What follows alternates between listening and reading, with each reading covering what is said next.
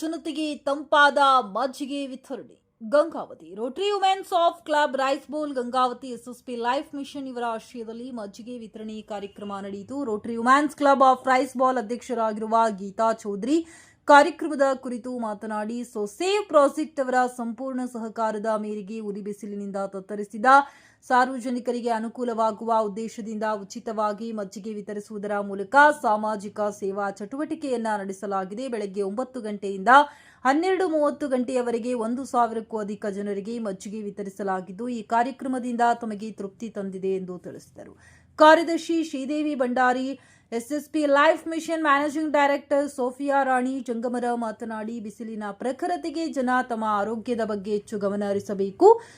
ನಮ್ಮ ಎಸ್ಎಸ್ಪಿ ಸಂಸ್ಥೆಯಿಂದ ಉಚಿತ ಮಜ್ಜಿಗೆಯನ್ನು ವಿತರಿಸುವುದರ ಜೊತೆಗೆ ಮುಂದಿನ ದಿನಗಳಲ್ಲಿ ಜಾನುವಾರುಗಳಿಗೆ, ಪಶು ಪಕ್ಷಿಗಳಿಗೆ ಶುದ್ಧವಾದ ನೀರಿನ ಅರವಟ್ಟಿಗಳನ್ನು ಸ್ಥಾಪಿಸುವ ಉದ್ದೇಶವಿದೆ ಎಂದು ತಿಳಿಸಿದರು. ಈ ಸಂದರ್ಭದಲ್ಲಿ ಕಲ್ಗುಡಿ ಪ್ರಮುಖರಾಗಿರುವ ಶಾಹೀನ್ ಕೌಸರ್, ಲಲಿತಾ ನಾಗರಾಜ್, ರೋಟರಿ ಕ್ಲಬ್ ಅಧ್ಯಕ್ಷರಾಗಿರುವ ವಿಜಯ್ ಕುಮಾರ್ ಗದ್ದಿ, ಸಂಚಾರಿ ಪೊಲೀಸ್ ಠಾಣೆಯ ಎಎಸ್ಐ ಕಲಾವತಿ ಹಾಗೂ ರೋಟರಿ ಕ್ಲಬ್ನ ಎಲ್ಲಾ ಸದಸ್ಯರುಗಳು ಮಜ್ಜಿಗೆ ವಿತರಣೆ ಕಾರ್ಯಕ್ರಮದಲ್ಲಿ ಪಾಲ್ಗೊಂಡಿದ್ದರು. ಮಾಹಿತಿಗಾಗಿ ಶ್ರೀಮತಿ ಗೀತಾ ಚೌಧರಿ ಅಧ್ಯಕ್ಷರು 9710690999 ಅಥವಾ 7899151230.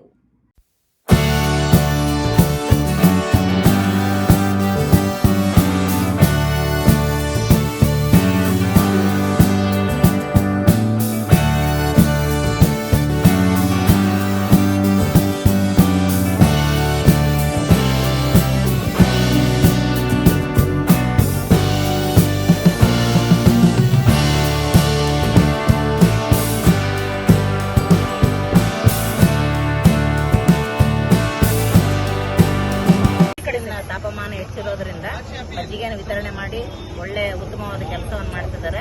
ಅವರಿಗೆ ರೋಟರಿ ಕ್ಲಬ್ನವರಿಗೆ ನನ್ನ ಧನ್ಯವಾದಗಳನ್ನು ತಿಳಿಸ್ತೀನಿ. ಎಲ್ಲರಿಗೂ ಆತ್ಮೀಯ ಸ್ವಾಗತವನ್ನು ಕೋರುತ್ತಾ, ಇವತ್ತಿನ ದಿನ ರೋಟರಿ ಕ್ಲಬ್ ರೈಸ್ ಬೌಲ್ ಮಹಿಳಾ ಘಟಕ ಮತ್ತು ಎಸ್ಎಸ್ಪಿ ಲೈಫ್ ಮಿಷನ್ ಕಡೆಯಿಂದ ಜಯಂತಿಯಲ್ಲಿ ಈ ಮಜ್ಜಿಗೆ ವಿತರಣೆಯನ್ನು ಮಾಡ್ತಾ ಇದ್ದೀವಿ.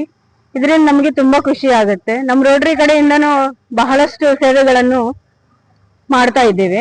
ಅದರಲ್ಲಿ ಇದೊಂದು, ಈ ಬೇಸಿಗೆಯಲ್ಲಿ ಈ ತುಂಬಾ ಬಿಸಿಲು ಇದ್ದ ಕಾರಣ ಎಲ್ಲರೂ ನಮ್ಮಿಂದ ಇವತ್ತು ಒಂದಿನ ಆದ್ರೂ ಸಣ್ಣದಾಗಿ ಎಲ್ಲರೂ ಕೂಲಾಗಿ ಇರ್ಬೇಕನ್ನೋದು, ಒಳ್ಳೆ ಆರೋಗ್ಯವನ್ನು ಪಡಿಬೇಕನ್ನೋದು ನಮ್ಮ ಅಭಿಪ್ರಾಯ. ಅದರಿಂದ ಈ ಕಾರ್ಯಕ್ರಮಕ್ಕೆ ಬಂದ ನಮ್ಮ ರೋಟರಿ ಸದಸ್ಯರು ಹಾಗೂ ಮೀಡಿಯಾ ಪ್ರೆಸ್ನವ್ರಿಗೂ ನಾನು ತುಂಬ ಹೃದಯದ ಸ್ವಾಗತವನ್ನು ಕೋರುತ್ತೇನೆ.